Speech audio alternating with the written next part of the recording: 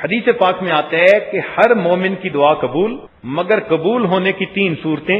ایک صورت یہ کہ جو مانگا وہ من و ان اسی طرح قبول ہو گیا۔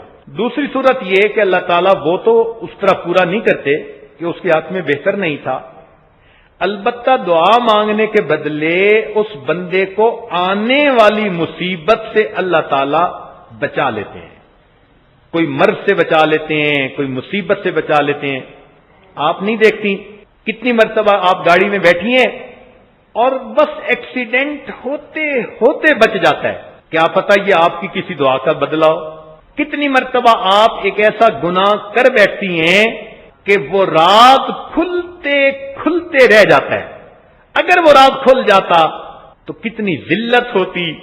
میرا مولا جو اس وقت ستر پوشی کر لیتا ہے، جو چھپا لیتا ہے، جو نشانے پہ آئے ہوئے بندے کو پھر مہلت دے دیتا ہے، یہ ممکن ہے کسی دعا کا نتیجہ ہی۔ تو ہمیں تو نہیں پتا کہ اللہ تعالیٰ ہمیں کن کن مصیبتوں سے بچا رہے ہیں، ہمارے بچوں کو کیسی مصیبتوں سے بچاتے ہیں۔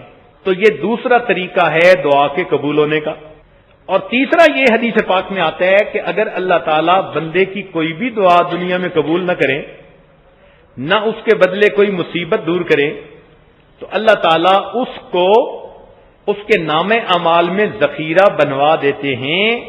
اس بندے کو قیامت کے دن کھڑا کریں گے اور اس کو اتنا اجر دیں گے کہ وہ بندہ کہے گا اللہ میری دنیا میں کوئی بھی دعا پوری نہ ہوتی، ہر دعا کا مجھے اجر اور بدلہ آج قیامت کے دن ملتا۔ تو مومن کو تو مزے ہیں، مانگنے پر یا تو دنیا میں قبول، یا اس کے بدلے کوئی مصیبت دور، یا پھر قیامت کے دن اللہ رب العزت کی رحمت سے بے حساب حصہ مل جائے گا۔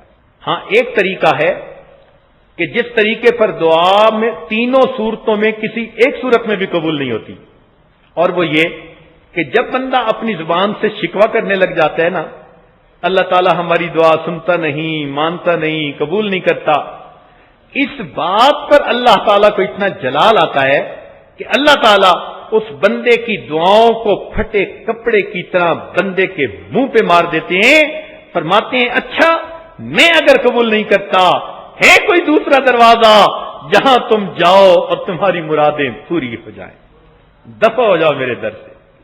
اس لیے کبھی بھی یہ نہیں سوچنا چاہیے اللہ تعالیٰ دعائیں نہیں قبول کرتا، اللہ تعالیٰ ہماری سنتا نہیں۔ یہ شیطانی خیالات ہیں جو مومن کے دلوں میں شیطان ڈال دیتا ہے۔